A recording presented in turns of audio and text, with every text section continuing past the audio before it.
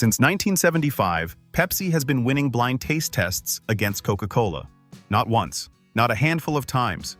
Exposed and repeated across decades in malls and stadiums on camera. More than half choose Pepsi when the logos disappear. Yet Coca-Cola outsells Pepsi by double digits in market share every single year. Recently, Pepsi slipped to number 4 in America, behind Dr. Pepper. A soda that proves it tastes better decade after decade and still loses. The difference is not flavor. The difference is something a taste test cannot measure. This is how Pepsi has made what makes that first sip land so hard, and why winning the tongue was never the same as winning the war. Pepsi was never the original. It was always the answer to one. 1893. Caleb Bradham, a pharmacist in New Bern, North Carolina, mixes a carbonated fountain drink behind his counter. He calls it Brad's drink. By 1898, he renamed it Pepsi Cola, a nod to pepsine and cola nuts pitched as a digestive aid when soda fountains still doubled as pharmacies. Then something else happened.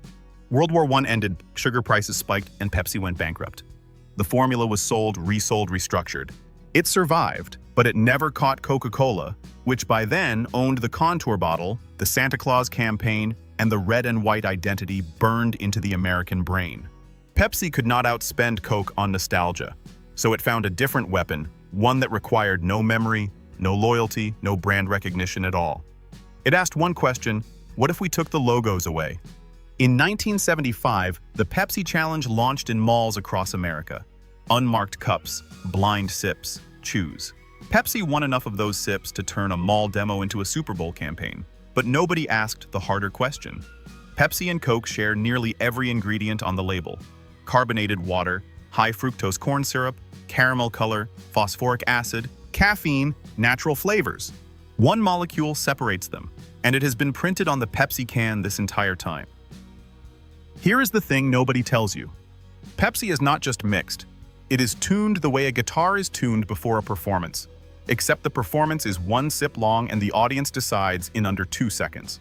It starts with water, reverse osmosis, carbon filtration, ultraviolet treatment, mineral content tested and adjusted until the liquid is as close to nothing as water can be.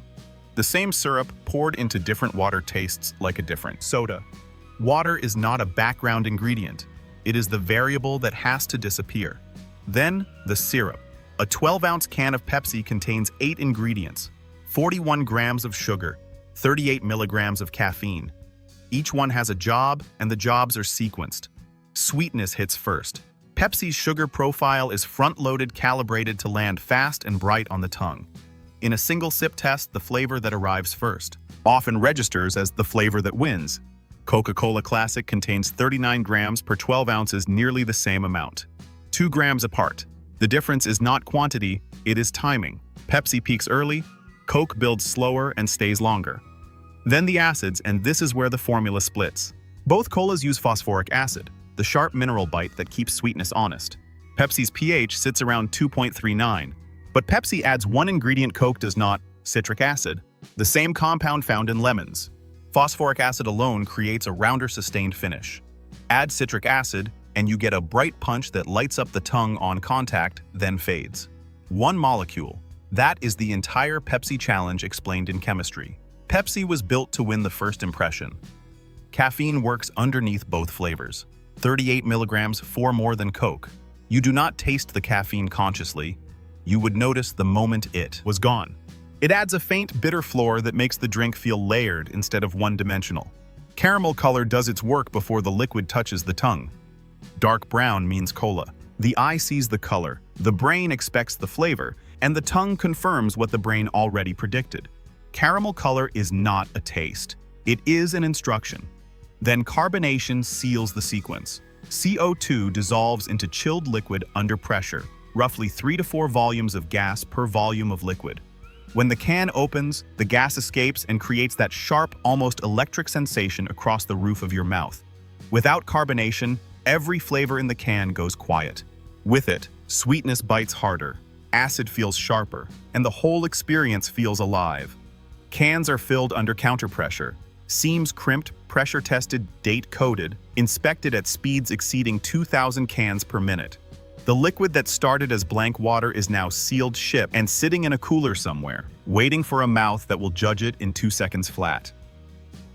The Pepsi challenge was not a fair fight. It was engineered to reward exactly the kind of sip Pepsi was tuned to win.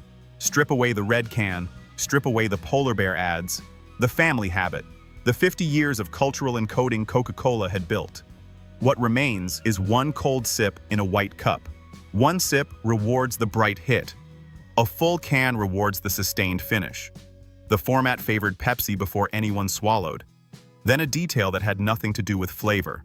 Pepsi cups were labeled M, Coke cups labeled Q. Researchers later found that people prefer the letter M over Q. Another bias baked into the setup. The Pepsi challenge never asked which soda you would live with. It asked which soda could impress you first. Here is where the story flips.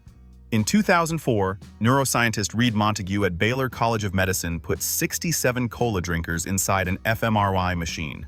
Two conditions: anonymous sips, no brand information. And brand-cued sips, subjects told which cup was which. Anonymous, the reward center activated. Subjects split roughly even between Pepsi and Coke. Then Montague told them which cup was Coke. 3/4 switched their preference, not the taste center. The hippocampus lit up, the region tied to memory and identity. When he labeled the Pepsi cup, far fewer switched. The tongue voted one way, the memory voted again, and memory won. Outside the lab, nobody drinks from unmarked cups. You see a red can or a blue can. Pepsi engineered the sip. Coca-Cola engineered the memory. And in the real world, memory votes last, which means memory often wins. But once, it almost did not. In 1985, the Pepsi challenge rattled Coca-Cola so badly that the company spent $4 million developing a new formula. Sweeter, tested on 200,000 consumers, beat both Pepsi and the original blind. They called it New Coke. Launched April 23rd. Within weeks, 400,000 complaint letters, 1,500 calls a day to the hotline. 79 days later, Coca-Cola Classic returned. Pepsi declared victory, gave its employees a day off. But the disaster did something no campaign could. It reminded Americans they loved Coke, not the liquid, the idea, the memory of it. Sales of Coca-Cola Classic surged past where they had been before the switch. Pepsi's greatest triumph accidentally made its rival permanent. There is something about a product that wins on the tongue and still does not get chosen.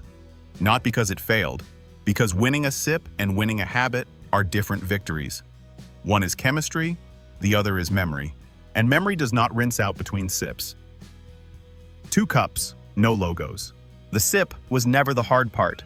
It was the 50 years of memory standing between the tongue and the choice. That is the process. We reveal how things actually work one story at a time. If there is something you would like us to explore next, let us know. Until then, trust the process.